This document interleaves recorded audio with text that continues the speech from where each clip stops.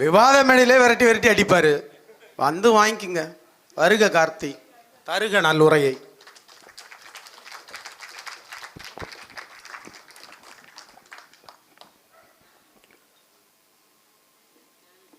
மாற்று அரசியலுக்கு வாக்களிப்போம், மான தமிழினத்தை வளவைப்போம் என்கிற உயரிய முழக்கத்தை சுமந்து நடைபெற்று கொண்டிருக்கிற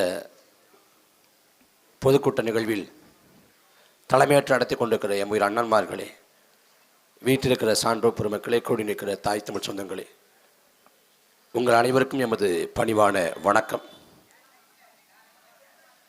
அமெரிக்காவின் முன்னாள் ஜனாதிபதி ஆபிரகாம் லிங்கன், மக்களாட்சி என்பது மக்களால் மக்களுக்காக மக்களே அமைக்கிற ஆட்சி என்கிறார். மக்கள் ஆளுகை செய்வதுதான் மக்களாட்சிங்கிறார். ஆனால் இன்றைக்கு என்ன நிலைமை என்றால், ஒரு சட்டமன்ற தொகுதி இருக்குது.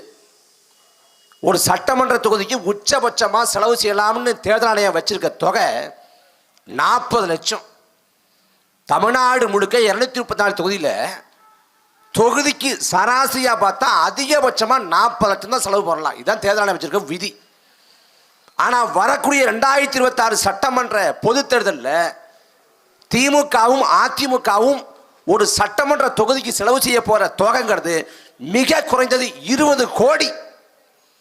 20 கோடியை தொகுதி முழுக்க கொட்டி இறைக்க போகிறேன். வாக்கு காசு கொடுப்பான், முறைகேடு செய்வான், தகுடு தத்தங்கள் செய்வான், எல்லாம் செஞ்சு வெற்றி ஏற்றுவதற்கு வேலை செய்வான். 20 கோடியை கொட்டி இறைச்சி இந்த தேர்தல் காலத்தில் அவன் திமுகவும் அதிமுகவும் சட்டமன்ற உறுப்பினர் ஆனால் என்ன ஆகும் அப்படின்னு யோசிச்சு பாருங்க. ஒரு வாரத்துக்கு முன்னாடி தொலைக்காட்சி விவாதத்துக்கு முன்னாடி நிகழ்ச்சி தொடங்க போகுது. அதில் ஒரு முக்கியமான அரசியல் கட்சியோட தலைவர் அவர் சொல்றாரு, நீங்க வேதாலயத்தில் போட்டி போடுறீங்க, ஒரு 8 கோடியை தர வச்சுக்கோங்க. ஓலாக்கார அதிகமாக காசு சேர்க்கிறான்ட்டு நான் கேன்சல் பண்ணிட்டு ரேபிட்டில் வரேன்டா. 8 கோடிங்கிற. அப்ப சாமானிய மக்கள் கனவு காணக்கூட முடியாது என்கிற நிலைக்கு தள்ளிவிட்டேன். கட்சிங்கிற நிலையை கடந்து கம்பெனிகளா மாறிடுச்சு. பணம் இருப்பவன் மட்டும்தான் சட்டமன்ற உறுப்பினராக பார்லமெண்ட் உறுப்பினராக மாற முடியும் என்றால் எதுக்குடா தேர்தல்? ஏழை விட்டு பல்லாவரத்துக்கு கருணாநிதி 1 தரம் 2 தரம் 3 தரம் காசு சேர்ந்து அவர் வாங்கிட்டு போட்டும். நாங்களும் ஜனதாக இருக்குது மக்களாட்சிக்கு நம்பி மக்கள்கிட்ட பரப்புரை பண்ணி கருத்தை சொல்லி கொள்கையை சொல்லி கோட்பாட்டை சொல்லி மக்கள் வாக்கு செலுத்துவாங்க நம்பி ஏன் எல்லாரும் ஏமாத்தணும்? எப்படிப்பட்ட அமைப்பு முறை பாருங்க. என் அன்பு சொந்தங்களே, நாம் போராடி சுதந்திரம் பெற்றோம். வெள்ளக்காரன் நாட்டை 300 ஆண்டு அடிமைப்படுத்தினான். 1 ஆண்டு 2 ஆண்டு இல்ல, 300 ஆண்டு. ஜாலியன் வாலாபாக்கிலே சுட்டு கொலை செஞ்சான். தமிழின முன்னோர்களை தூக்கிலே தொங்க விட்டான். வஉசி செக்கிழுத்தான். திருப்பூர் குமரன் கொடியை விடாது உயிரை விட்டான். அளப்பரும் ஈகத்துக்கும் பிறகு தியாகத்துக்கு பிறகு நாம் விடுதலை பெற்றோம். அந்த விடுதலை பெற்ற நாட்டில் நமக்கான உரிமைக்கு என்ன இருக்குது? எப்படி போராடி சுதந்திரம் பெற்றோமோ அதே போல வாக்குரிமையும் போராடி தான் பெற்றோம்.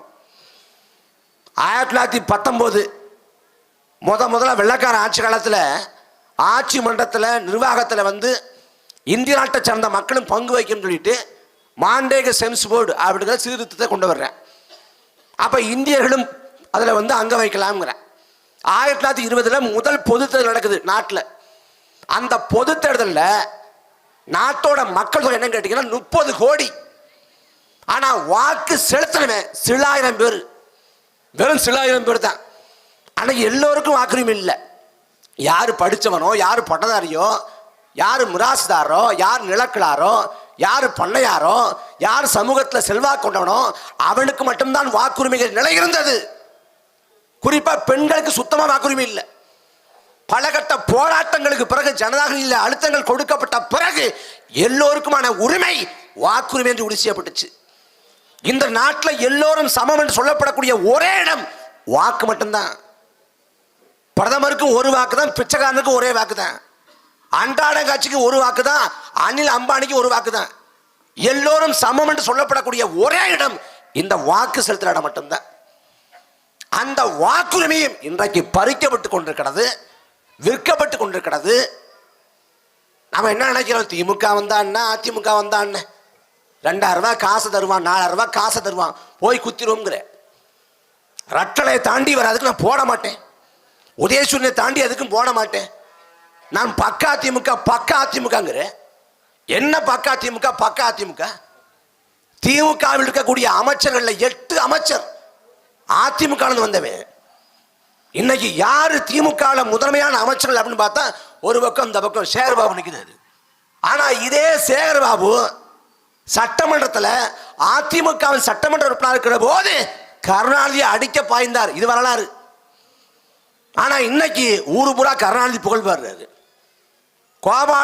கோபாலபுரம் கொள்ளை கூடாரம் என்று சட்டமன்றத்தில் பேசியவர் செந்தில் பாலாஜி இன்னைக்கு திமுகவில் ஐக்கியமாயிட்டாரு. இங்கே இருந்து அங்கே போகிறேன், அங்கே இருந்து இங்கே போகிறேன். ஆனால் நீ என்ன பண்ணுற, நான் ரட்டாளை தாண்டி எதுக்கும் போட மாட்டேன், உதயசூரியனை தாண்டி எதுவும் போட மாட்டேன், பக்கா திமுக பக்கா அதிமுகங்கிற. கருணாநிதியின் மூத்த மகன் அழகிரி திமுக இல்லை, திமுக உறுப்பினர் இல்லை. ஜெயலலிதாவோட உற்ற தோழி சசிகலா அதிமுக இல்லை, அதிமுக உறுப்பினர் இல்லை. இப்போ நமக்கு என்ன இருக்குது இல்லை, மறுபடியும் திமுக தான் போடணும், அதிமுக தான் போடணும். எவ்வளவு பெரிய கேலி குத்து பாருங்க. நேற்று செய்தியை பார்க்குறேன், ஐயா நான்கு சம்பத்து போய் சேர்ந்துட்டாங்க அப்படின்னு. போன வாரம் தொலைக்காட்சி விவாதம், தந்தி தொலைக்காட்சி விவாதத்தில் தாவேகா சார்பாக பேச கூப்பிட்டுருக்காங்க. வந்தவொன்னு அணி மாறிட்டாரு.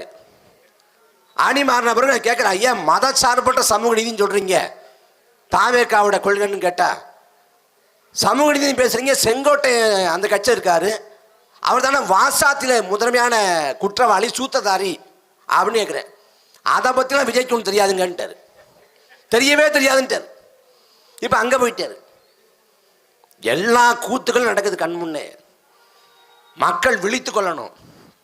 இப்போ தமிழ்நாட்டில் பிரதான பிரச்சனை என்ன, தமிழ்நாடு முழுக்க பல துறையை சார்ந்த மக்கள் போராடுறான். போக்குவரத்து துறை சார்ந்த மக்கள் போராடுறாங்க, செவிலியர்கள் போராடுறாங்க, ஆசிரியர் பெருமக்கள் போராடுறாங்க, போக்குவரத்து ஊழியர்கள் போராடுறாங்க, பல துறையை சேர்ந்த மக்கள் போராடுறான்.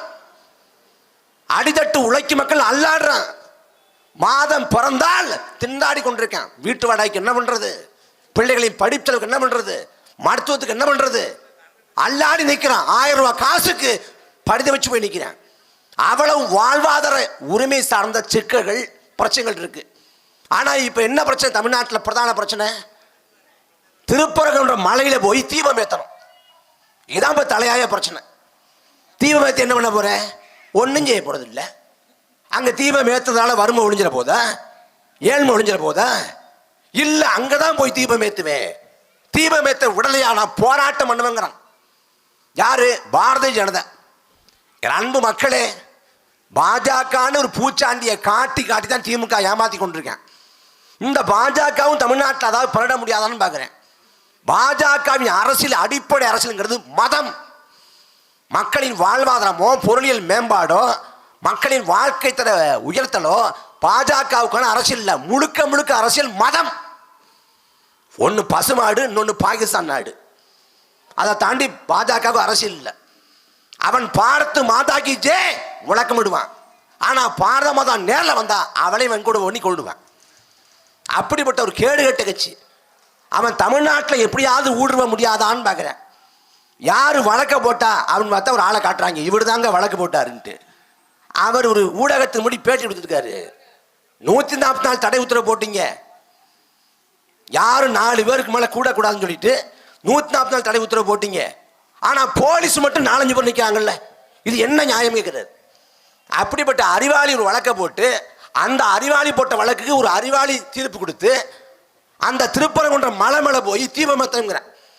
அதுக்கு ஒட்டுமொத்த கவனத்தையும் அந்த பக்கம் திருப்பி நாட்டு மக்களின் பிரச்சனையை மடமாட்டம் பண்ணிட்டேன். என் அன்பு சொந்தங்களே, யோசிச்சு பாருங்க. அந்த திருப்பரங்குன்ற மலையில 500 ஆண்டு, மிக மிக மிக மிக குறைந்தது 500 ஆண்டுகளாவது முருகன் கோயில் இருக்கும். அதே போல 500 ஆண்டுகளாவது அங்க சிக்கந்த தர்கா இருக்கும். இவ்வளவு ஆண்டு காலத்துல அங்க மத பூசல் இல்லை, மத பிணக்கு இல்லை, மத மோதல் இல்லை, எந்த வன்முறையும் இல்லை. ஆனா இப்ப என்ன பண்றான், வழக்கமா தீபம் ஏற்றக்கூடிய இடத்தை விட்டுட்டு புதுசா ஒரு இடத்துல தீபம் ஏற்றுவாங்கிறான். அது எந்த இடம்? தர்காவுக்கு 50 மீட்டருக்கு பக்கத்துல. அங்க தர்கா இருக்குன்னா இங்க தீபம் ஏற்றுவாங்கிறான். இவனை தீபம் ஏற்ற விட்டா என்ன நடக்கும்? போறவன் தீபத்தை வைக்க மாட்டான், கலவரத்தையே பத்த வச்சிருவான். தர்கா மீது தாக்கல் தொடுத்து கலவரத்தையே பத்த வச்சிருவான். கலவரத்தையே பற்ற வைத்தால் ஒரு தாய் வயிற்று பிள்ளைகளா இருக்கக்கூடிய இந்த மக்கள் இந்து இஸ்லாம் என்று பிளக்கப்படுவார்கள். இதே நாள் டிசம்பர் 6, இதே நாள்ல ராமஜென்ம பூமியை வழிபடத்தான் போறோம், அயோத்தியில எதுவும் செய்ய மாட்டோம்ங்கிற வாக்குறுதியை உச்சநீதிமன்றத்தில் கொடுத்து விட்டு போன சங் பரிவார் கும்பல் உலகத்தின் கண் முன்னால் பாபர் மசூதி இடிச்சு தகர்த்தான். இடிக்கப்பட்டது பாபர் மசூதி மட்டும் இல்லை, கோடிக்கணக்கான இஸ்லாமிய மக்களின் மத நம்பிக்கை, இந்த நாட்டின் மத சார்பின்மை, இந்த நாட்டின் ஜனநாயகம், இந்த நாட்டின் இறையாண்மை எல்லாம் ஒரே நாள் இடிச்சு தகர்க்கப்பட்டுச்சு.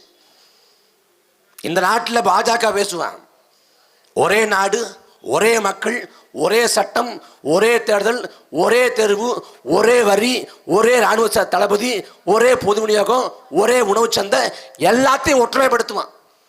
ஆனா இந்த நாட்டில் ஒரே நீதி இருக்கா, ஒரே நியாயம் இருக்கா? அது ஒருபோதும் இல்லை. பார்லிமெண்டத்தை இடிக்க வந்து விட்டான் அப்சல் குரு, அதற்காக தூக்கு. சரி, அப்சல் குரு இடிக்க வந்தான் என்பதற்கான ஆதாரம் இருக்கிறதா?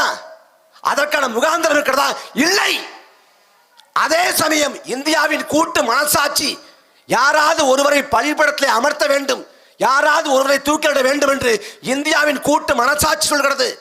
அதற்காக அப்சல் குருவுக்கு தூக்குன்னா, இந்தியாவின் கூட்டு மனசாட்சிக்காக அப்சல் குருவுக்கு தூக்கென்றால் உலகத்தின் கண் முன்னால் பாபர் மசூதியை இடிச்சு தகர்த்த அத்வானியை தூக்கிலிட வேண்டும் என்று கோடிக்கணக்கான இஸ்லாமிய மக்களை கூட்டு மனசாட்சி சொல்லுது. போற்றுவியா?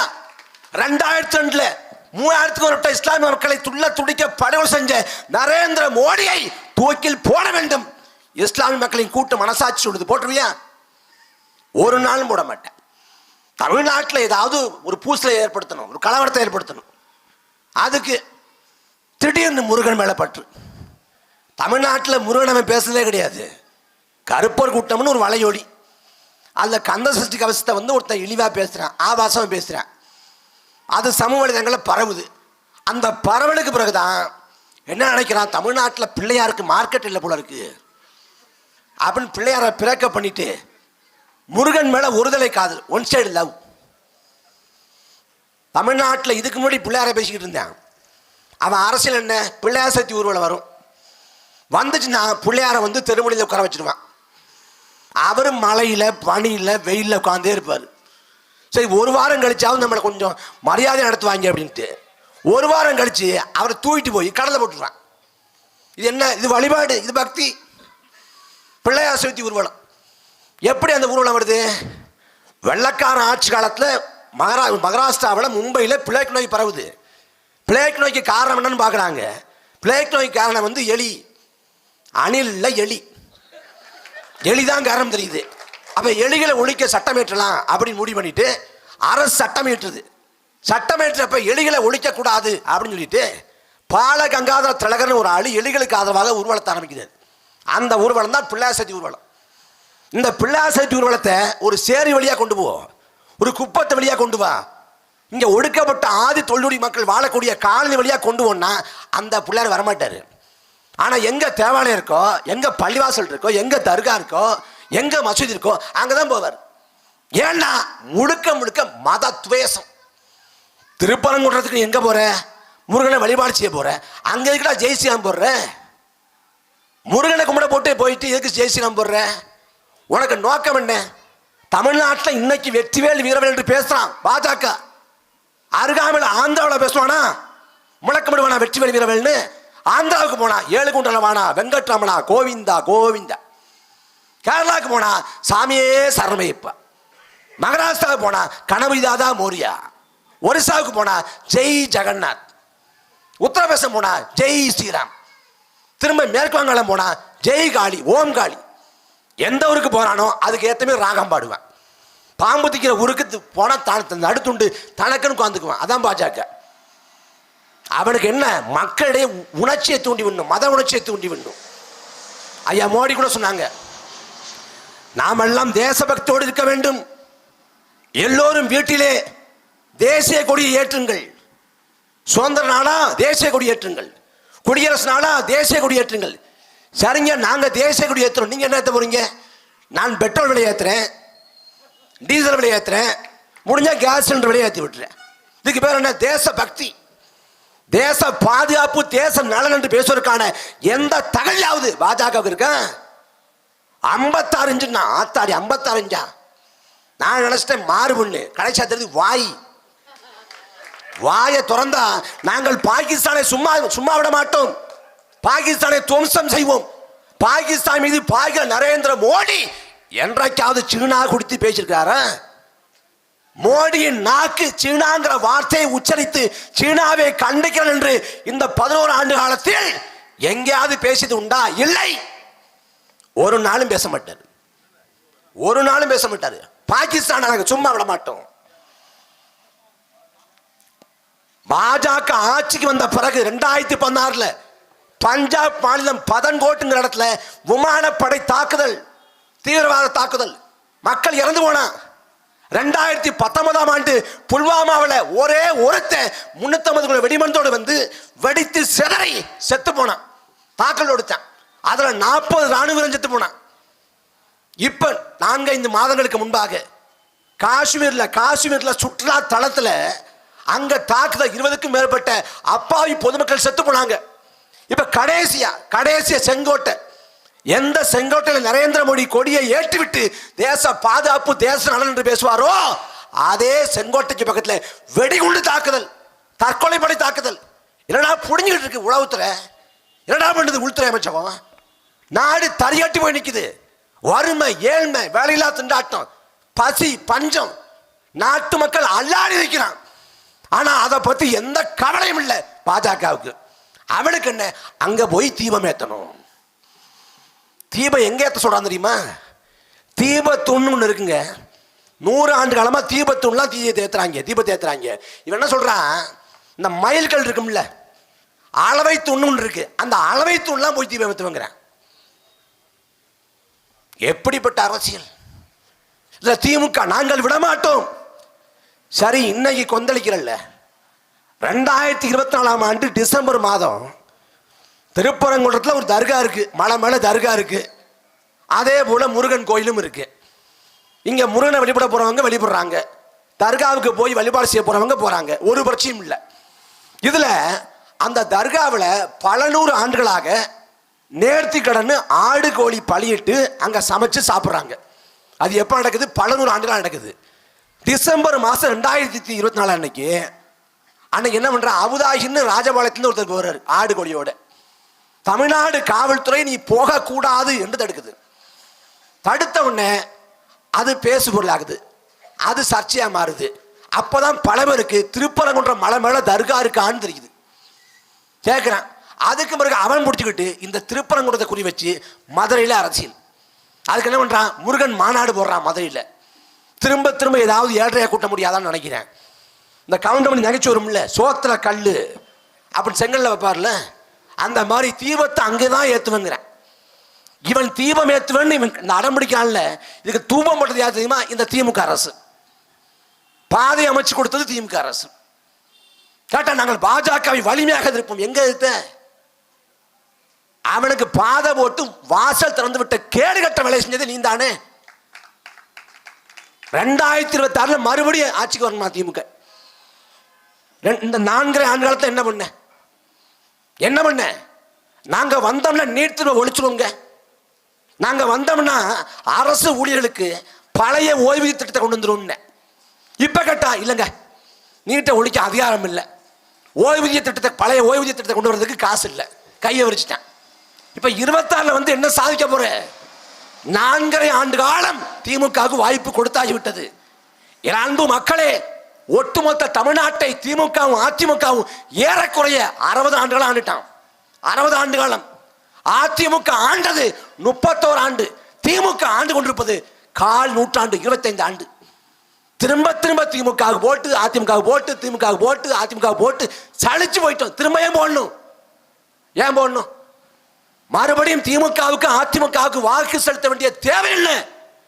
நீ ரத்தாளைக்கு ஓட்ட போடு, உதயசூனுக்கு ஓட்டு போடு. உன் வாழ்க்கை தரத்துல ஏதாவது ஒரு துளி மேம்பாடு இருக்குமா? ஏதாவது ஒரு துளி மாற்றம் இருக்குமா? நல்லாட்சி கொடுத்தங்கிற, நல்லாட்சி கொடுத்தா என்ன மயிற்றுடா? வாக்கு காசு கொடுத்துருக்குற, எதுக்கு வாக்கு காசுற? ஈரோடு கிழக்கு இடைத்தேர்தல், விக்கிரவாண்டி இடைத்தேர்தல், இந்த தேர்தல் களத்திலே காசு கொடுக்காம தேர்தல் எதிர்கொண்டு சொல்லு. நாங்க பெரிய படைபலம் கொண்டிருக்கோம், மத்தியில பார்லிமெண்ட் உறுப்பினர் வச்சிருக்கோம், அதை வச்சிருக்கோம், இதை வச்சிருக்கோம். காசு கொடுக்காம நாம் தமிழர் கட்சியை வீழ்த்தி காட்டுற அந்த தோல்வியை மனமும் ஏற்கனம்டா. காசுன்னு ஒண்ணு இல்லைன்னா நீ டெபாசிட் தெரியுமா உனக்கு? கொளத்தூர்ல ஸ்டாலின் வெற்றி பெறுவாரா? காசு அடிக்கிறது 2000 ரூபாய் காசு, 4000 ரூபாய் காசு. அதே ஈரோடு கிழக்கு இருக்கு பாருங்க. ஈரோடு கிழக்கு தொகுதியை பார்த்தோன்னே ஈரோடு மேற்கு தொகுதியெல்லாம் நம்ம எம்எல்ஏ எப்படா சாவாருங்க காமிச்சிட்டேன். கற்பனைக்கு எட்டாதுங்க. ஈரோடு கிழக்குல காலையில் எழுந்திரிச்சாங்கன்னா, வீட்டில் எழுந்திரிச்சாங்கன்னா வாசல்ல பேப்பர் தானே இருக்கும், செய்தித்தாள் தானே இருக்கும், ஒரு பாலித்தீன் கவர் தொங்குமா. என்னன்னு பார்த்தா ஆட்டுக்கறி நல்லா சமைச்சு சாப்பிடட்டும். திடீர்னு பார்த்தா அங்கங்க கொட்டைக்காய் போட்டு காது குத்துற விழா அப்படின்னு வைப்பாங்க. யாருக்கு காது குத்துறதா? யாருக்கும் இல்லை, மக்களுக்கு தான். நம்ம காது குத்துக்கு போனோம்னா மொய்க்கவர் வைக்கணும். ஆனா அங்க போனா சாப்பிட்டுட்டு மொய்க்கவர் கொடுப்பான், வாங்கிட்டு வந்துடலாம். அப்புறம் ஒவ்வொரு ஆளுக்கும் ஒரு நாள் முழுக்க சும்மா இருக்கணும். வடிவேல் சொல்லுவார்ல, சும்மா இருக்கிறது எவ்வளவு கஷ்டம்னு. நீங்க சும்மா இருந்தா மட்டும் போதுங்க அப்படின்னு மக்களை எல்லாம் தலைக்கு விலை பேசி ஆட்டு மாட்டு மந்தை கூட்டம் போல வாகனத்தில் ஏற்றி கொண்டு போய் ஒரு இடத்துல அடைச்சி வைக்கிறேன். உங்களுக்கு நான் திரைப்படம் போடுறோம், நாடகம் போடுறோம், உட்கார்ந்துருங்க, பாக்கி கட்சி பேசுறத கேட்காதீங்க, அதுக்கு காசு. அப்புறம் என்ன பண்றாங்க? நீங்க இங்கே இருக்கிறதா உங்களுக்கு போர் அடிக்குதா? நாம வேணா ஏற்காடு வரைக்கும் போயிட்டு வரலாமா? சத்தியமா இருந்துச்சு. ஏற்காடுக்கு வாக்காளர்களை இன்ப சுற்றுலா கூட்டு போனான். எங்க? ஈரோடு கிழக்குல. எல்லா கூத்தும் அரங்கேறும். ஒரு இடம் இருக்கக்கூடிய வாக்கை பறிக்க எல்லா சட்டம் செய்வான்ல. இடைத்தேர்தல் வருதா? பல்லாவரத்தில் இடைத்தேர்தல் வருது வச்சுங்க. இந்த பகுதி அந்த பகுதி எல்லா பகுதிக்கும் ஆள் வருவான். ஒவ்வொரு வாக்காளையும் தனிப்பட்ட முறையில் கவனிப்பான். இப்படி இடைத்தேர்தல் வர்றப்ப பகுதி தொகுதி எல்லா இடத்துக்கும் வர்றவங்க, ஒருவேளை இங்க வெள்ளம் வருது, இதே பல்லாவரத்தில் மக்கள் பாதிக்கப்படுறாங்க, அனகாபுத்தூர்ல மக்கள் பாதிப்படுகிறாங்க, அருகாமையில் 10 பகுதியில் பாதிப்படுகிறாங்க. இடைத்தேர்தலுக்கு ஒட்டுமொத்த கட்சியும் குவிந்து வாக்கு வேட்டாட வருவது போல வெள்ளத்தால மழையால பாதிக்கப்பட்ட ஒட்டுமொத்த கட்சியும் குவிந்து இந்த ஊரை மீட்டெடுப்பும் ஏன் வர்றதில்லை? ஏன் வர்றதில்லை? ஏன்னா நோக்கம்ங்கிறது உங்களிடம் இருக்கக்கூடிய வாக்கை பறிக்கணும். திமுக என்ன அவன்கிட்ட காசு. இன்னைக்கு என்ன ஆரம்பிச்சா சாகுற வரைக்கும் நீட்டே இருக்க வேண்டியதுதான். அவளை காசு வச்சிருக்கான், அதிகாரம் இருக்குது, ஊடகம் முழுக்க அவன் கையில் இருக்குது. தமிழ்நாட்டு காட்சி ஊடகங்கள்லாம் அவன் கட்டுப்பாட்டில் இருக்குது, எல்லாமே இருக்குது. அவன் என்ன பண்ணணும்? கருணாநிதி தமிழ்நாட்டை ஆண்டுட்டாரு, ஸ்டாலின் ஆண்டு கொண்டிருக்காரு, அடுத்து உதயநிதி ஆள ஆசைப்படுறாரு, இன்ப நிதி வரிசையில் உட்கார்ந்துருக்காப்புல. அதுக்கு பிறகு என்ன வருதோ, துன்ப நிதியோ துயர நிதியோ இல்லை எந்த கர்மாந்திர நிதி வருதோ அந்த நிதி வரும். ஏங்க இது போல ஒரு பொதுக்கூட்டம் மேடங்க. திமுகவோட முன்னாள் சட்டமன்ற உறுப்பினர் சொல்றாருங்க, எனக்கு ஒரு ஆசை, இந்த இன்பாவையாவையும் முதலமைச்சர் ஆச்சிட்டு சாகணும்னு ஆசைங்கிறது. ஏன் அவ்வளவு காலம் பொறுக்கணும்? இப்பே செத்து தொலைலாமே. அப்படி ஒரு மானங்கட்ட வாழ்க்கை வாழ்றதுக்கு தமிழ்நாடுல பட்டா போட்டு கொடுத்துருக்காடா? தமிழ்நாடுல கருணாநிதி அப்பம் விட்டு சொத்தா, ஸ்டாலின் விட்டு சொத்தா? எப்படிப்பட்ட நிலம்டா தமிழ்நாடு? தமிழ்நாடுங்கிறது ஒரு மாகாணம் இல்ல, மாநிலம் இல்ல, தமிழர்களின் வரலாற்று தாய் நிலம். 21ஆம் நூற்றாண்டில் வாழ்ந்து கொண்டிருக்கிறோம். 10 நூற்றாண்டுக்கு முன்பே இந்த நிலத்துக்கு பேர் தமிழ்நாடு தான். எவ்வளவு பெரிய முன்னோர்கள் அறிஞர்கள் வாழ்ந்த நிலம். இன்னைக்கு இந்த புலிக்கோடு ஏந்தி நாம் தமிழக நிற்கிறது. 1000 ஆண்டுகளுக்கு முன்பாக இதே புலிக்கோடு ஏந்தி நாம் பாட்டன் ராஜராஜ சோழன், ராஜேந்திர சோழன், கரிகால் பெருவள சோழன், எல்லா சோழனும் உலகத்தை வென்றான். மலேசியாவை வென்றுவிட்டு கடாரம் கொண்டான் என்று பெயர் பெற்றான் ராஜேந்திர சோழன். ராஜராஜ சோழன் பேர் இல்ல, பட்டம். ராஜாவுக்கெல்லாம் ராஜா, மன்னனுக்கெல்லாம் மன்னன், மன்னாதி மன்னன் பொருள். அந்த ராஜராஜ சோழனும் ராஜேந்திர சோழனும் இந்த இந்தியா, இலங்கை, பர்மா, மாலத்தீவு, Singapore, Malaysia, Thailand, Vietnam, Cambodia என்று உலகின் பல்வேறு நிலப்பரப்புகளை வென்று உலகத்தின் தலை சிறந்த சாம்ராஜ்யத்தை கட்டியெழுப்பினான். அவன் உளவிய நிலம் இந்த நிலம். 1000 ஆண்டுக்கு முன்பே உலகத்தை கட்டி ஆண்ட இனம். 2000 ஆண்டுக்கு முன்பே உலகத்துக்கு எல்லாவற்றையும் போதித்த வள்ளுவன் பிறந்த இனம். வள்ளுவனை போல ஒரு பேரறிஞர் உண்டா? திருக்குறள் அப்படின்னா பள்ளிக்கூடத்தில் 4 மதிப்பெண்ணதுக்கு மனப்பாடம் பண்ணிட்டு போனோம்னா 4 மதிப்பு நினைச்சிட்டேன். உலக மானுட கூட்டத்துக்கு கொடுத்த அறிவு கொடை திருக்குறள். திருக்குறள்ல சொல்லப்படாத கருத்துக்களே இல்லை. உலகத்தின் பல அறிஞர் பார்த்து மறந்து போறான், வியந்து போறான். உலகத்தில் எத்தனையோ தத்துவ நூல்கள் வந்திருக்கிறது. ஆகப்பெரும் அறிஞர்கள் தோன்றிருக்கிறார்கள். அந்த தத்துவ நூல்களும் ஆகப்பெரிய அறிஞர்களும் சொன்ன கருத்துக்கள் எல்லாம் ஒரு காலகட்டத்தோடு நின்று போச்சு. சமகாலத்துக்கு உதவல, பழமைவாதம் ஆயிடுச்சு. ஆனா எல்லா காலத்துக்கும் பொருந்துகிற கருத்தை, எல்லா மக்கள் கூட்டத்துக்கும் பொருந்துகிற கருத்தை உலகத்தில் ஒருவன் சொன்னான் என்றால் அது வள்ளுவன் மட்டும்தான் என்று உலகம் பார்த்து வியக்குது. இன்னைக்கு பாடலங்க வள்ளுவர் 2000 ஆண்டுக்கு முடியுங்க. 2000 ஆண்டுக்கு போன தலைமுறை, அதுக்கு முந்தைய தலைமுறை நம்ம பெரியப்பாவோ தாத்தாவோ உட்கார்ந்தா அவங்ககிட்ட பேசுறப்ப கருத்து ஒத்து போக மாட்டேங்குது. அவங்க கருத்துக்கும் நம்ம கருத்துக்கும் ஒத்து போக மாட்டேங்குது. ஆனா 2000 ஆண்டுக்கு முடி வாழ்ந்த வள்ளுவன் நமக்கு பொருந்த கருத்து சொல்லியிருக்காங்க. மைநீப்பின் வாழா கவரிமான் அன்னால் உயிர்நீப்பின் மாணவரிங்கிற. கவரிமான் முடியை இழந்து வாழாது. முடியை இழந்துட்டா அதால குளிரை தாங்க முடியாது, அது இறந்து போகும். அதே போல நல்ல குடியில் பிறந்த மக்கள் மானத்தை இழந்து வாழ மாட்டாங்கிற. விழுப்புண் படாத நாளெல்லாம் வலிக்குள் வைக்கும் தன் நாளை எடுத்துங்கிற. ஒரு நல்ல சுத்தமான வீரன் விழுப்புண் படாத, உடம்புல காயம் படாது கழிந்து போன நாளை வீணா கழிந்து போல நாளா கருதுவாங்கிற. ஈன்றால் பசி காண்பாயினும் சான்றோர் பொய்யற்க வினைங்கிற. உன் பெற்ற தாய் பட்டினி கிடந்தாலும் சரி, ஒருபோதும் இந்த சமூகம் படிக்கக்கூடிய தீய செயலை செஞ்சிடாடாங்க. எப்ப? 2000 ஆண்டுக்கு முன்னாடி. விருந்தோம்பல சொல்றான். விருந்தோம்பல நோப்ப கொடையும் அணிச்சம் மோப்ப கொடையும் இருந்துங்கிற. எப்படி? அணிச்சம் பூவ முகந்து பார்த்தோம்னா வாடிரும். ஆனா வீட்டுக்கு வரக்கூடிய விருந்தாளி நீங்கள் முகம் மாறுபட்டு பார்த்தாலே வாடிடுவாங்க. முகம் மாறுபடாது உணவு உபசரிக்கணும்னு எப்ப சொல்றான்? 2000 ஆண்டுக்கு முன்னாடி. கொடைய ஒழுக்கத்தங்க பிறன்மனை நோக்கா பேராண்மை எப்ப பண்ணா? 2000 ஆண்டுக்கு முன்னாடி. ஒழுக்கம் விழுப்பம் தரலாம், ஒழுக்கம் உயிரினும் ஓம்பப்படும் எப்ப சொன்னா? 2000 ஆண்டுக்கு முன்னாடி. எப்படிப்பட்ட இனம் இந்த இனம்? இந்த இனத்துல தோன்றாத அறிஞர்களா? இந்த இனத்துல தோன்றாத வீரர்களா? இந்த இனத்துல தோன்றாத கொடையாளர்களா? உலகத்தின் தலை சிறந்த இனம் தமிழ் இனம். அந்த இனத்தை ஆள்வதற்கு ஒரு தகுதி வேண்டாமா? கண்ட கண்ட நாய் பயெல்லாம் இந்த நாட்டை ஆளுவதா? உதயநிதிக்கு என்ன தெரியும் சொல்லு? ஸ்டாலினுக்கே ஒன்றும் தெரியாது, அது வேற கதை.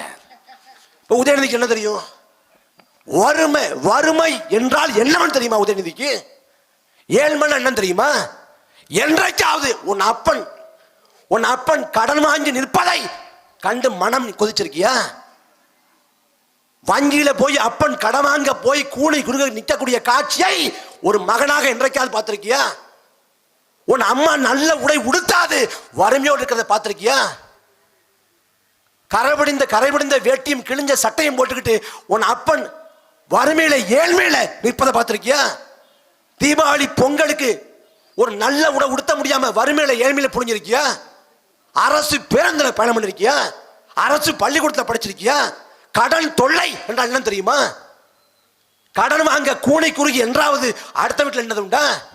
வறுமை ஏழ்மை எந்த மயம் தெரியாது. என்ன மயத்துக்களை உதயநிதி ஆளணும்? என்ன இதுக்கு ஆளணும்? நான் வாழ்கிற உலகம் வேறு, நீங்க வாழ்கிற உலகம் வேறு, உதயநிதி வாழ்கிற உலகம் வேறு.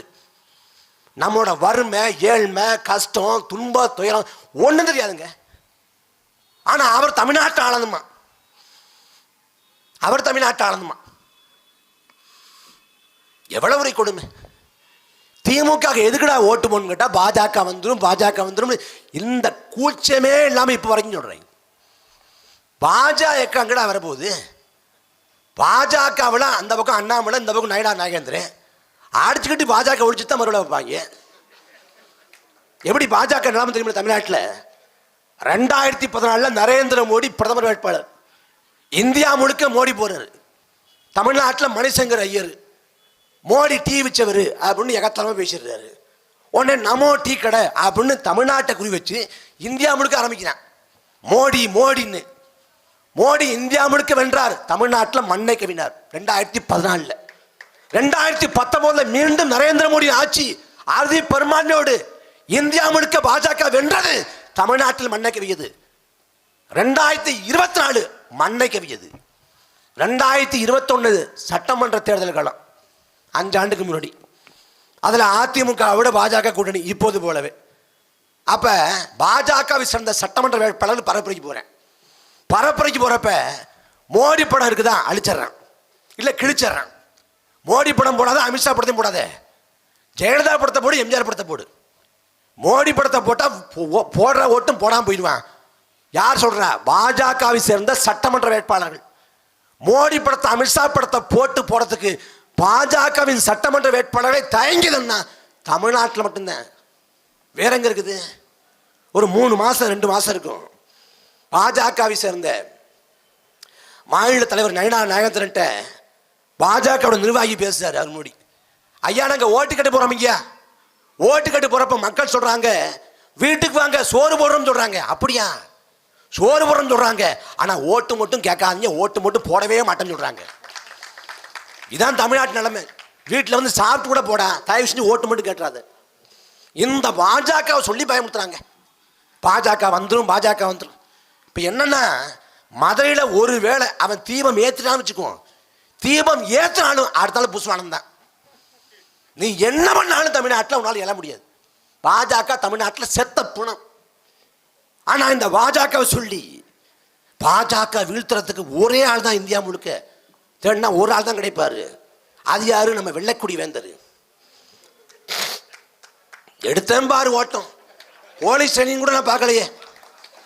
அந்த மாதிரி உதயநிதிக்கு சம்பந்தமான அந்த திரைப்பட நிறுவனம் ரைடுன்னா இவர் போயிட்டாருங்க டெல்லிக்கு போய் நரேந்திர மோடியை பார்த்துட்டாரு. அதுவும் இந்த வலையொலி இருக்கு பாருங்க, யூடியூப்ல தமிழில் வைப்பான் பாருங்க, தலைப்பு வைப்பான் பாருங்க, அச்சத்தில் பாஜக உச்சத்தில் ஸ்டாலின். அடித்தார் கில்லி, ஸ்டாலின் அடித்தார் கில்லி, அதிர்ந்தது டெல்லி. வந்தார் உதயநிதி, ஸ்டாலின் பாஜக சரணாகதி. ஆளுநர் பூஜ்ஜியம், ஸ்டாலின் ராஜ்யம். யாரா நீங்க? எங்கடா இருக்கீங்க நீங்க? காலமேக புலரே தோத்துவார் பிள்ளைக்கடா அடிச்சு விடுறது. ஆளுநர் வந்தாருங்க, வந்த உடனே திராவிட நாடேன்னு பாட்டு போட்டோன்னு நின்றுட்டாரு. அவருக்கு முதல்ல தமிழ் தெரியுமாடா? எதையாவது சொல்லி விடுறது. பாஜக எதுக்கணும், பாஜக இல்லடா இங்க. பாஜக தமிழ்நாட்டில் வளர மாட்டான். நீ என்ன பண்ற? பாஜக அவன் அங்க என்ன பண்றானோ அதை இங்க பண்ணிட்டு இருக்க. தமிழ்நாட்டுக்கு 9 லட்சம் கோடி கடன் வரக்கூடிய ஆண்டுல பட்ஜெட் போடணும்னா பற்றாக்குறை மட்டும் 46,000 கோடி இருக்குமா. இது எப்படி சமாளிப்ப? இதுக்கு என்ன திட்டம் வச்சிருக்க? அன்பு சொந்தங்கள் கவனிச்சு பார்க்கணும். கஜானாவோட காசு இல்லை, பட்ஜெட்டில் போட முடியல, தட்டுப்பாடு, திண்டாட்டம். அதே போல நாட்டு மக்கள்கிட்ட வறுமை, ஏழ்மை. இருக்கக்கூடிய பொதுத்துறை நிறுவனங்கள்ல டாஸ்மாக தவிர்த்துட்டு எல்லாமே இழப்புல இயங்குது. மின்சாரத்துறையா இழப்பு, அதே போல போக்குவரத்துறையா இழப்பு, எல்லாம் இழப்புல இயங்குது.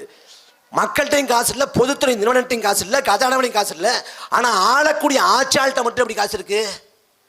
இவ்வளவு கடன்கார நாட்டில் ஒரு ஓட்டுக்கு 2,000 ரூபாய் 4,000 ரூபாய் காசு கொடுப்பதற்கு காசு எங்கேருந்து வருது?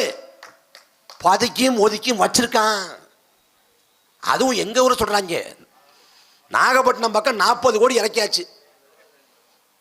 தேர்தல் நேரத்தில் கொண்டு சேர்த்தா போதுங்கிற. அன்பு மக்கள் கவனிக்கணும். நீங்க ஒரு பக்கம் இந்த நாட்டில் 8 லட்சம் கோடி கடன் இருக்கும், 9 லட்சம் கோடி கடன் இருக்கு அப்படின்னு பேசுறோம். இந்த 9 லட்சம் கோடி கடன் 50 லட்சம் கோடி கடனா கூட மாறட்டும், 100 லட்சம் கோடி கடனா கூட மாறட்டும். தமிழ்நாட்டின் பொருளாதாரம் ஒண்ணுமே இல்லாத அளவுக்கு திவாலாகி போகட்டும். நாட்டில் பொருளாதார நெருக்கடி வரட்டும், நாட்டு மக்கள் வீதிக்கு வந்து போராடட்டும். ஆனால் என்றாவது ஒரு நாள் அந்த பொருளாதார நெருக்கடியிலிருந்து நாம் மீள முடியும், நம்மால் வாழ முடியும். ஆனால் அன்பு மக்களே, இந்த நாட்டில் இருக்கக்கூடிய இயற்கை வளங்கள் இந்தியாவில் எந்த மாநிலத்தையும் விடவும் தமிழ்நாட்டில் சூறையாடப்பட்டு கொண்டிருக்கிறது. வளம் கொளித்த தமிழ்நாடு வறட்சி மிகுந்த பாலைவனமாக மாறிக்கொண்டிருக்கிறது. இன்னைக்கு செய்தியை பார்க்குறப்ப நிலத்தடி நீர்மட்டம் போன ஆண்டை விட இந்த ஆண்டு குறைஞ்சிச்சுங்கிறேன். வளர்ச்சி வளர்ச்சி என்று வாய்களியே பேசுறான். ஆனா குடி தண்ணிக்கு தட்டுப்பாடு தமிழ்நாட்டில் சென்னை மட்டுமல்ல அத்தனை மாவட்டங்களில் தண்ணிக்கு தட்டுப்பாடு, தண்ணீர் பற்றாக்குறை. இன்றைக்கே தண்ணீருக்கு இவ்வளவு தட்டுப்பாடு என்றால் இன்னும் 10 ஆண்டு கழித்து இந்த நாட்டின் நிலைமை என்னவா இருக்கும்? எல்லா மக்களுக்கும் தட்டுப்பாடு தான் தண்ணி கொடுக்கணும். அதற்கு அரசு கிட்ட திட்டம் இருக்கா, நோக்கம் இருக்கா? தமிழ்நாட்டில் வறட்சி பஞ்சம்ங்கிற செய்தியை கேள்விப்படலாமா? என் அன்பு சொந்தங்களே, நம் கண் முன்னே பார்க்கிறோம். துபாய்னு ஒரு நாடு இருக்கு. நம்ம உறவுகள் வந்து துபாய்க்கு வேலைக்கு போறாங்க. கத்தார் இருக்கு, ஓமன் இருக்கு, சவுதி அரேபியா இருக்கு. இந்த அரபு நாடுகள்ல என்றைக்காவது மழை பெஞ்சு நீங்க கேள்விப்பட்டிருக்கீங்களா? அரபு நாடுகளில் மழை பெய்வதே அபூர்வம், அதிசயம். நம்ம ஊர்ல மழைக்காலம் ஒன்று இருக்கு, கார்த்திகை மார்கழி இந்த மாதங்கள்ல மழை பொழியும். ஆனா துபாயில மழைக்காலம்னு காலம் இல்லை. சவுதி அரேபியாவில் ஆறே இல்லை. இங்க வட்டாத ஜீவநதின்னு சொல்லப்பட்ட பல நதிகள் ஓடியது. ஆனா சவுதி அரேபியாவில் ஆறே இல்லை. ஆனாலும் மக்கள் வாழ்றான். தினந்தோறும் குடிக்க தண்ணி பயன்படுத்துறான், குளிக்க தண்ணி பயன்படுத்துறான், மற்றதுக்கு தண்ணி பயன்படுத்துறான். தண்ணி எங்கேருந்து வருது? தண்ணி எங்கேருந்து கிடைக்குது? இத்தனைக்கும் அங்க ஆள்றது மக்களால் தேர்வு செய்யப்பட்ட ஆட்சியாளர் இல்லை. துபாயில கட்சி இல்லை, அரசியல் இல்லை, தேர்தல் கிடையாது, எதுவும் கிடையாது. அங்க ஆள்வது ஒரு மன்னன், ஒரு ஷேக். துபாயை, கத்தார, ஓமன்ன, சவுதியை ஆள்வது ஒரு ஷேக், ஒரு மன்னன். அந்த பாலைவன நாட்டில் எப்படி தண்ணியை மக்களுக்கு கொடுக்கிறான்? மழை பொழியாது, மழை வளம் இல்லை. இருக்கிறது என்ன? கடல் வளம் மட்டும்தான். மழை பெய்யாது, ஆறுகளில் குளங்களில் குட்டையில் இருக்கிறது கடல் மட்டும்தான். அப்ப கடல் தண்ணியை சுத்திகரித்து தன் மக்களுக்கு கொடுத்துட்றான். ஒருவேளை என்றைக்காவது மழை பொழியுதா, அந்த மழை நீரை சேமிச்சு வைக்கிறான். யாரு? துபாயில. தமிழ்நாட்டில் ராமநாதபுரம் வறட்சியான மாவட்டம்னா அங்க பெய்யக்கூடிய மழையில ஒரு விழுக்காடு கூட பெறாத நிலம் துபாய். அங்க தண்ணீர் தட்டுப்பாடு, தண்ணீர் பற்றாக்குறை செய்தியே இல்லை, வரலாற்றிலே இல்லை. ஆனா தமிழ்நாட்டில் அதிகப்படியான மழை பொழிவு இருக்கு. எப்படி? ஒட்டுமொத்த பூமி பந்து, நாம் வாழக்கூடிய இந்த பூமி பந்துல சராசரியாக ஒரு ஆண்டுக்கு 800 மில்லிமீட்டர் மழை பொழியுது. 800 மில்லிமீட்டர். ஆனா தமிழ்நாட்டின் சராசரி மழை பொழிவு உலகத்தின் சராசரி மழை பொழிவை விட அதிகம், 950 மில்லிமீட்டர்.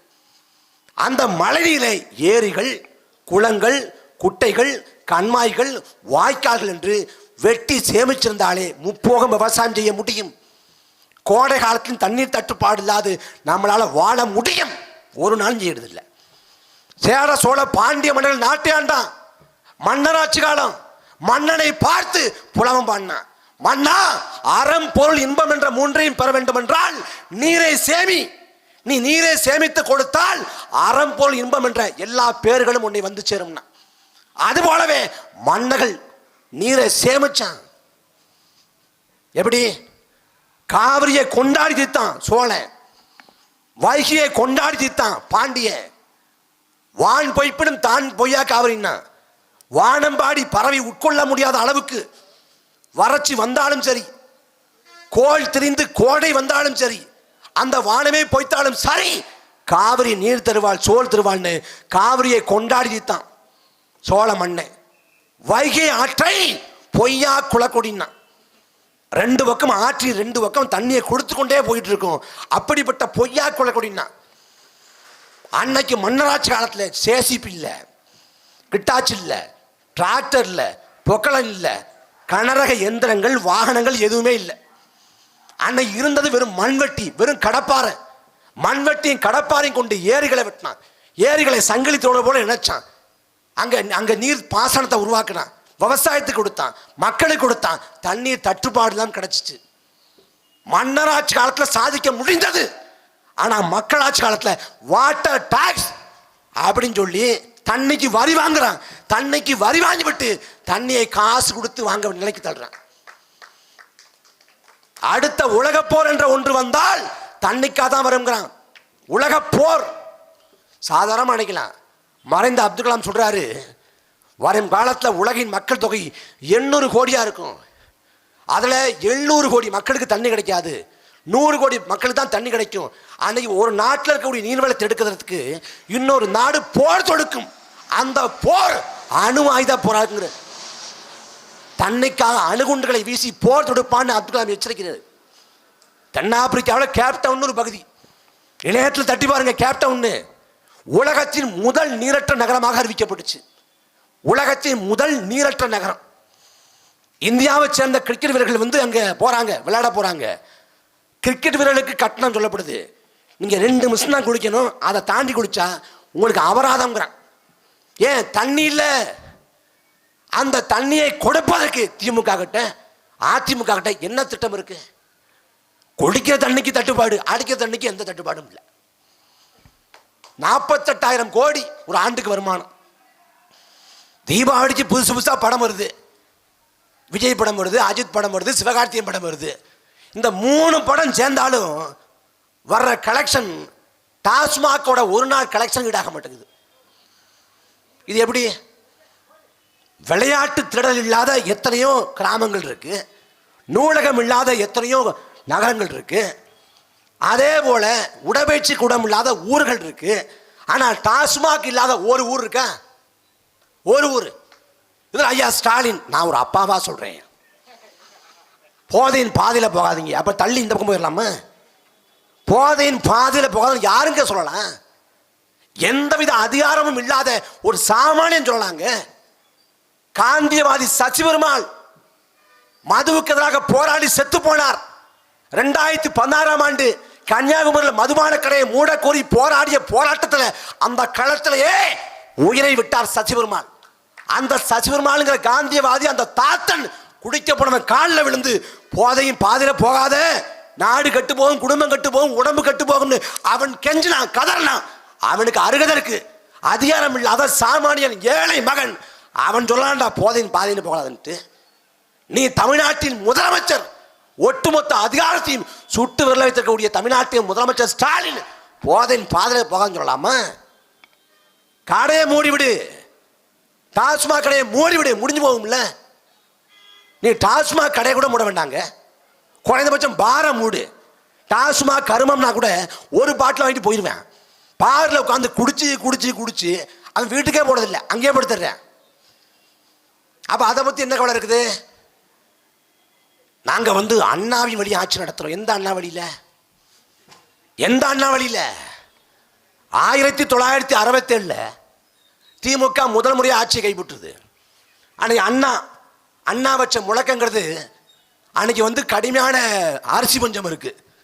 அந்த சமயத்தில் சொல்றாரு, 1 படி அரிசி நிச்சயம், 3 படி அரிசி லட்சியம்ங்கிறது. ஆனா கடைசியில் நிதி நெருக்கடியில் 1 படி அரிசி கூட தர முடியல, பெரிய பொருளாதார சிக்கல். அப்ப அண்ணா கிட்ட போய் சொல்றாங்க, பேசாம மதுபான கடையை திறந்து விட்டுலாமா, கொஞ்சம் வருவாய் வரும், அதை வச்சு சமாளிச்சுக்கலாம் அப்படிங்கிறாங்க. அதுக்கு அண்ணா தான் சொல்றாரு, நான் வந்து தேர்தல் வாக்குறுதியை நிறைவேற்றாம பொய்யன்னு பெறெடுத்தாலும் பரவாயில்ல, மதுபான கடை நடத்தி வருமானம் ஈட்டி ஆட்சியை தொடர வேண்டும் என்ற நிலை வந்தால் நான் துண்ட உதறி தோல்ல போட்டு நடைய கட்டுவேன். அப்படிப்பட்ட ஆட்சியே தேவையில்லை என்று சொன்னவர் இதே திமுகவை தொடங்கிய அண்ணன். மது விலக்குக்காக இந்தியா முழுக்க பரப்புரை செய்யவும் தயார். காஷ்மீர் தொடங்கி மேற்கு வங்காளம் எல்லா மாநிலம் பரப்புரை செய்ய தயார் என்றவர் அண்ணா. ஆனா திமுக என்ன பண்ணுது? ஒரு பள்ளிக்கூடம் இருக்கு, அரசு பள்ளிக்கூடம், அதுல மாணவர்களின் தேர்ச்சி விழுக்காடு குறைஞ்சு போகுதா? சம்பந்தப்பட்ட கல்வித்துறை அதிகாரிகள் மீது நடவடிக்கை கிடையாது, ஒருபோதும் கிடையாது.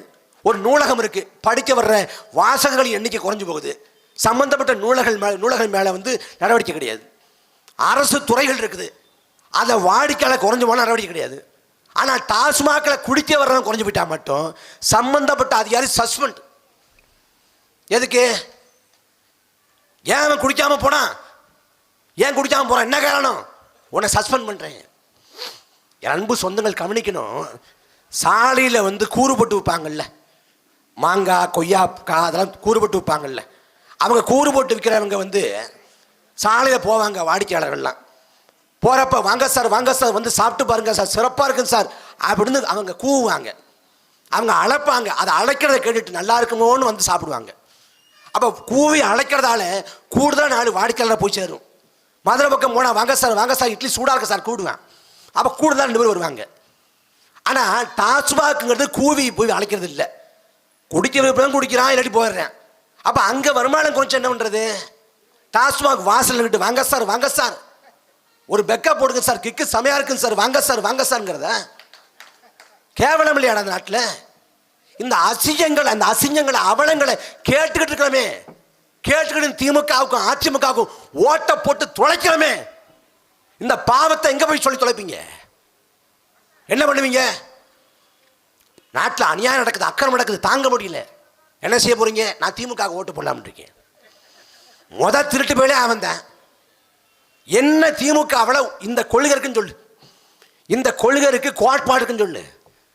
2024 பாராளுமன்ற தேர்தலுக்கு முன்பாக திமுக மாநில சுயாட்சி மாநாடு போடுது. மாநில சுயாட்சி மாநாடு, மத்தியிலே கூட்டாட்சி, மாநிலத்திலே தன்னாட்சி, நாங்கள் மாநில சுயாட்சியை மீட்டே தீர்வோம். திமுக மாநாட்டில் பெரிய மேடை, அங்க அண்ணன் ராசா போன்ற ஆட்கள் அப்படி வீர ஆவேச உரை முழங்குறாங்க. முழங்கிட்டு இருக்கிறப்ப அங்க கடைசியை காமிக்கிறேன். கடைசியா அங்க பார்த்தா நாங்கள் சுயாட்சியை மீட்போம், தன்னாட்சியை உறுதிப்படுத்துவோம், பண்ணுவேன்.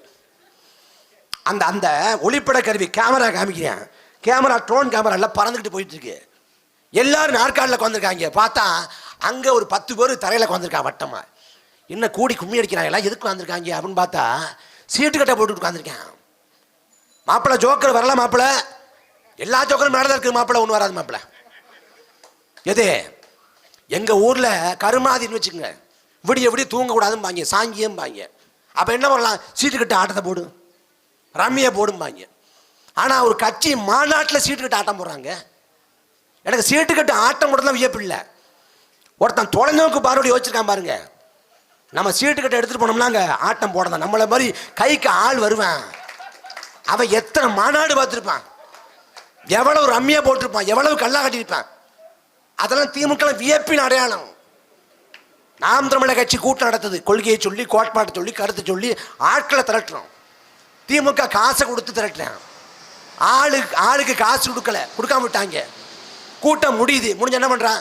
தலைமையில நாற்காலி வச்சு கிளம்புறான் வீட்டுக்கு. பொதுக்கூட்டம் நடக்குது, இல்லை மாநாடு நடக்குது. மாநாடு முடிஞ்ச உடனே, இப்போ நாம் தமிழர் கட்சி மாநாடு முடிஞ்ச உடனே, பொதுக்கூட்டம் முடிஞ்ச உடனே எப்படி இருக்கீங்க, நல்லா இருக்கீங்களான்னு ஒருத்தர் விசாரிச்சுக்கிட்டு எல்லாரும் வீட்டுக்கு கிளம்புவாங்க. ஆனால் அங்கே மாநாடு முடிஞ்ச உடனே எங்க வாழைத்தார் இருக்குன்னு பார்க்குறேன். அந்த வாழைத்தார் பிடிச்சி தொங்குறேன். வந்தா இழுத்துக்கிட்டு போவோம், இல்லை எப்படியே போவோம்னு. அப்படிப்பட்ட ஒரு கட்சி. கொள்கையாவது ஒரு இளவும் கிடையாதுங்க. அந்த குடும்பம் திரும்ப அதிகாரத்தில் இருக்கணும். அதுக்கு என்ன வேணாலும் வேஷம் போடலாம். இதில் அதிமுக இந்த நகைச்சுவை வரும்ல, இந்த கரகாட்டங்காரன் படத்தில் காரை வச்சிருக்காங்க. காரை வச்ச அந்த சொப்பன சுந்தரி இப்போ யார் வச்சிருக்கான்னு, அந்த மாதிரி அதிமுக யார் வச்சிருக்கான்னு தெரியல. அது ஏ டீமா, பி டீமா, சி டீமான்னு தெரியல. இந்த பக்கம் டிடிவி சசிகலா, இப்போ செங்கோட்டை அந்த பக்கம் போயிட்டாரு. அவங்க பாட்டுக்கு இந்த மியூசிக் சேரும் மாநில இசை நாற்காலியுமே வாழ்ந்துட்டு இருக்காங்க யாருன்னு. அப்படி ஒரு கட்சி கரைஞ்சு போச்சு. பாஜக கரைஞ்சு போயிட்டேன். நாம் புறந்தள்ளணும். நான் ரட்டாளைக்கு தான் போடுவேன், உதயசூருக்கு தான் போடுவேன். தமிழனுக்கு ஒரு மயக்கம், ஒரு வியாதி. சாதியில அவனுக்கு அவ்வளவு பெரிய அதீத ஒரு பாசம், மதத்தின் மீது அதீத பாசம், திரை கவர்ச்சி, நுகர்வு கலாச்சாரம், எல்லாத்துலேயும் அவனுக்கு மயக்கம். அதே போல இந்த சின்னங்கள் மேலேயும் மயக்கம். ரட்டள சின்னத்தில் கருணாநிதி வேட்பாளர் எடுத்தா கூட ஓட்டு போட்டுருவேன். உதயசூரன் சின்னத்தில் ஜெயலலிதா எடுத்தா கூட ஓட்டு போட்டுருவேன். அவ்வளோதான். வேட்பாளர் நல்லவனா, படித்தவனா, மக்களுக்கு தொண்டாற்றுவானா, குற்றப்பிரபலம் இல்லாமல் இருக்கானா, கூப்பிட்ட குரலுக்கு ஓடோடி வருவானா, அவன் ஒரு கொடை மனப்பான்மை இருக்கானா, எதுவும் தேவையில்லை. ரட்டளையா ஒரு குத்து, உதயசூரனா ஒரு குத்து. நீ ஒரு தடவை குத்துற, அவன் 5 வருஷம் வச்சு குத்துறேன். அப்புறம் குத்துதே கொடிதானே, யாரு போய் என்ன பண்றது? நீ திமுகவுக்கும் அதிமுக ஓட்ட போட்டுட்டு சிக்கல் திறனும்னு சொல்லி சிங்காரவேலை கோயிலுக்கு போனாலும் சரி, இல்லை பழனிக்கு பாரத யாத்திரை போனாலும் சரி, ஒன்றும் தீராது. திமுகவுக்கும் அதிமுகவுக்கும் வாக்கு செலுத்துவதை விடாத வரை நாட்டில் எந்த பிரச்சனையும் ஓயாது. சரி, திமுக வேண்டாம், அதிமுக வேண்டாம், அப்புறம் யாருக்கு போடலாம்? பக்கா மாசு கட்சி வந்திருக்குது. பக்கா மாசு கட்சி முதல்ல திரைப்படம் வேற, நிஜம் வேறன்னு புரிஞ்சுக்கணும். திரைப்படத்தில் ஒரு கதாநாயகன் 100 பேர் அடிப்பான். ஆனால் 100 பேரும் வரிசையாக வருவேன். ஒருத்தர் அடிச்சு கீழே வந்தோம், அடுத்தவன் வருவேன். இது திரைப்படம். திரைப்படத்தில் கதாநாயகன் 10 பேரை கொலை பண்ணிட்டு அப்பன் பண்ண தப்புலன்னு பாட்டு பாடுவான். ஆனால் நிஜத்தில் ஒருத்த மேலே நீ அடித்தாலும் உன் மேலே வழக்கு போட்டுருவான். நிஜம் வேற, திரைப்படம் வேற. ஆனால் திரைப்படத்துக்குள்ளே பண்ணுற சாகசத்தை, அந்த சாதனையை, அந்த அசாத்தியங்களை உண்மை நம்பிக்கிட்டு நடிகனை தலைவராகிட்டு நிற்கிறேன். விஜயை வந்து விஜய்க்கு ஓட்டு பொண்ணு ஒருத்தன் சொல்கிறான்னா நான் அவனோட மனநிலையை சோதிச்சு நினைப்பேன். உனக்கு ஒன்றும் நாங்கள் ரொம்பலாம் போகலை, ஒரே ஒரு கேள்வி எழுப்புறேன், நீ கற்பனை பண்ணிப்பார். விஜய் ஆட்சியை பிடிச்சாரு, கற்பனை பண்ணுவோம் அந்த கர்மத்தையும். ஆட்சியை பிடிச்ச பிறகு தமிழ்நாட்டின் கல்வித்துறை அமைச்சர் யாரு? புசி ஆனந்த். தமிழ்நாட்டோட நிதித்துறை அமைச்சர் யாரு? அந்த பக்கம் ஆதவரஜனா. இல்லை, நிதித்துறை அமைச்சர் நம்ம புசியே போட்டுருவோம், கல்வித்துறை அமைச்சர் ஆதவரஜனா. பட்ஜெட் படத்தோட எம்பளத்தி கும்பளத்தின்றுவார். அது ஒரு கட்சி, அந்த கட்சியும் மதித்து போய் சேர்றாங்க. கொள்கைன்னா கொள்கை, அதாவது கொள்கைன்னா என்ன கொள்கைன்னு கேட்டால் பரவாயில்ல, கொள்கைன்னா அப்படிதான் என்னங்க, சாப்பிட்ற பொருளாங்க. அந்த மாதிரி தான் அந்த கட்சி. 41 உயிரை கரூரில் பழி வாங்கின பிறகு, காவு வாங்கின பிறகு அந்த கட்சி ஓட்டு முனைச்சா அவனை என்ன பண்ணுறது? நீ ஒன்று வேண்டாம், நீ ஒரே ஒரு கற்பனை பண்ணிப்பார். விஜயோட திரைப்படம் வருது, அடுத்த திரைப்படம். அந்த திரைப்படத்தில் ஒரு காட்சி, விஜயை பார்க்க மக்கள் வர்றாங்க. வர்ற மக்களை 41 பேர் செத்து போயிடுறேன். செத்து போன உடனே விஜய் வீட்டுக்கு ஓடிடுறாரு. இது படத்தில் காட்சி. அந்த படம் ஓடுமா? காரி துப்புற மாட்டேன். திரைப்படத்தில் ஓடாதுங்க, திரைப்படத்தை காரி துப்புவேன். நிஜத்தில் பண்ணுறானே கூச்சம் இல்லாமல் ஒரு ஆளு, தன்னை பார்க்க வந்து 41 பேர் செத்து போயிட்டான். அதை பற்றி குற்ற உணர்ச்சியா இல்லை? பாதிக்கப்பட்ட குடும்பத்தார நீங்கள் எல்லாம் என் வீட்டுக்கு வந்துடுறீங்களா? நான் ஆறுதல் சொல்கிறேன். நீங்கள் சாயங்காலம் 6 மணியை போல் ஆறுதல் சொல்கிறேன். நான் காலில் விழுந்து கதறி அழுவேன்.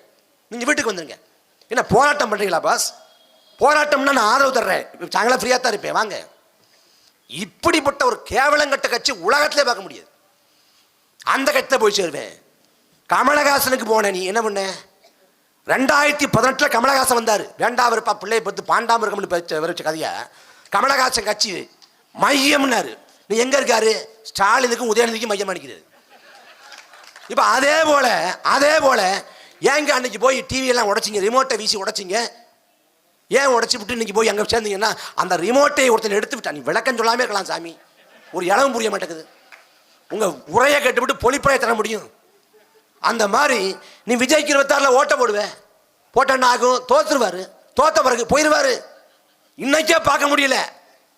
பனையூர் வாசலில் போய் நீ வெடி வச்சு தகர்த்தாலும் வரமாட்டாரு. கொடுமை. அது ஒரு கட்சியில் சேர்றவன். அது ஒவ்வொருத்தரும் ஒவ்வொரு டிசைனுங்க. அதுலேயும் இப்போ அந்த கட்சியோட மாநாடு நடக்குது. அந்த மாநாட்டுக்கு போகிறப்ப ஒரு ஒளி வாங்கியை நீட்டி அந்த கட்சி தொண்டன்ட்ட ஒருத்தர் கேட்குறப்ப கவிஞனோட சாதி ஆணவ கொலைக்கு ஏங்க விஜய் வாய் திறக்கலை, அதை பற்றி உங்கள் பதில் என்ன கேட்குறாங்க. என்ன சொல்லலாம்? இல்லை இந்த மாதிரி காரணம், இந்த காரணம், இதை செய்வாங்க, அப்படி இப்படின்னு சொல்லணும்ல. அவன் தொண்டன் சொல்கிறான், சஸ்பென்ஸ், அடுத்த பாட்டில் பார்க்கலாம். அவங்க சினிமா விட்டு வெளிலே வரல. அவன் சினிமா உலகத்திலே இருக்கான். ஒரு விஜயனை சமாளிக்கிறான். ஒவ்வொருத்தரும் விஜய். அவனால பேக்ரவுண்ட் மியூசிக் இல்லாம நடக்கவே முடியாது. மக்களுக்குன்னு வந்து நிற்க மாட்டான். எதுவும் தெரியாது. நீ ஓட்ட போட்ட நாடு நாசமா போயிடும். உனக்கு எடப்பாடி பழனிசாமி குலசாமியா தெரிவார். ஸ்டாலின் வந்து நடமாடு தெய்வமா தெரிவார். அவன்லாம் வந்து சீரழிஞ்சு போனான். இவன் என்ன ஆகுது? அங்கேயே சீரழிஞ்சு வந்துகிட்டு இருக்கான். அது ஒரு கட்சி. நான் ஒன்னே கேட்கலங்க. சர்க்கார் படம் பாருங்க, மெர்சல் படம் பாருங்க, கத்தி படம் பாருங்க. படங்கள்ல இது மாதிரி ஒரு 10-15 ஒளிப்பட கருவி கேமரா இருக்குது, மைக்கு ஒரு 10 இருக்குது. அரை மணி நேரம் அவர் பாட்டுக்கு பேசுறாப்புல வசனமா. சரி, இவ்வளவு பேசுறாரு, ஏன் நிஜத்துல ஒரு ஊடக சந்திப்பை கூட கொள்ளல? நீங்க பீரஞ்ச பார்த்து பயப்படலாம், பிரஸ்ஸை பார்த்து ஏன் பயப்படுறீங்க? ஏன்னா டப்பா டான்ஸ் ஆடிடும். ஸ்டாலின் வந்து ஒரு ஒரு ஒரு சின்ன தாள் தான் பார்ப்பாரு, அப்படி பார்ப்பாரு, பிட் அடிக்கிற மாதிரி பார்ப்பாரு, பேசுவார். ஆனால் இவர் முழு தாள் A4. அதுலேயும் மதுரை திருப்பரங்குன்றம், மேலூர், கீழூர் பக்கத்தில் விஜயநேடு சொல்லணும், விஜயநேடு எழுதி வைக்கணும். இவரெல்லாம் நாட்டில் ஒரு கட்சி தலைவர். தமிழ்நாட்டில் அவரை நம்பி போகிறேன். அன்பு சொந்தங்கள், இதே தமிழ்நாட்டில் ஆட்டுக்கார அலமையில்னு ஒரு படம் வந்துச்சு. ஆட்டுக்கார அலமையில் படத்தில் நடிச்சது ஒரு ஆடு. அந்த ஆட்டை கூட்டு போகிறாங்க ஊரை. கூட்டு போகிறப்ப ஆட்டை பார்க்க கூட்டம் வருது. எங்க அந்த ஆடு தாங்க, அந்த ஆடு புழுக்கையில போடுமா, அது இலையில திங்குமா, அப்படி அந்த ஆட்டை பார்க்க கூட்டம் வந்தப்ப கவிக்கும் அப்துல் ரஹ்மான் ஒரு கவிதை எழுதுறாரு. என்ன கவிதை? ஆடு நன்றாக கம்பீரமாகத்தான் இருக்கிறது, மனிதர்கள் தான் மந்தையாக மாறி போனாங்கன்னு. நாம் திருந்தணும். இந்த நிலத்துல எண்ணற்ற தலைவர் மக்கள் வாழ்ந்தான், அடையாளம் இல்லாம அங்கீகாரம் இல்லாம அழிஞ்சு போனான். இதே பம்மல் கமலஹாசன் பண்ண ஒரு கேடு. பம்மல் அந்த சண்முகம்னு ஏதோ படம் பேர் வச்சாரு. ஆனா இதே பம்மல்ல சண்முகம்னு நவீன நாடகத்தின் தந்தை ஒரு பேரறிஞர் வாழ்ந்திருக்காரு. யாருக்கு தெரியுது? அவர எத்தனையோ அறிஞர் பெருமக்களும் மிகப்பெரிய சான்றோர் பெருமக்களும் இந்த மண்ணுக்காக மக்களுக்காக உழைச்ச மண்ணுரிமை போராளிகளும் வாழ்ந்த நிலம் இது. அடையாளம் இல்லாம அங்கீகாரம் இல்லாம அழிஞ்சு போயிட்டான். ஆனா ஒரு நடிகங்கிறதுனால அவன்கிட்ட நாட்டை கொடுப்பான்னா, இதை போல கேவலம் அசிங்கம் எதுவும் இல்லை. உணர்ந்து தெளியணும். நாம் தமிழர் கட்சி கண்மூடி தனமா ஆதரிங்கன்னு சொல்லல. இந்த களத்துல 15 ஆண்டு நிற்கிறோம். 15 ஆண்டு 2010 தொடங்கி 2024 நிற்கிறோம். நாம் தமிழர் கட்சி தொடங்கப்பட்ட எனக்கு வயசு 19 வயசுல என்ன, நீ 34 வயசுல நிற்கிறேன். 15 ஆண்டுகள பயணம்.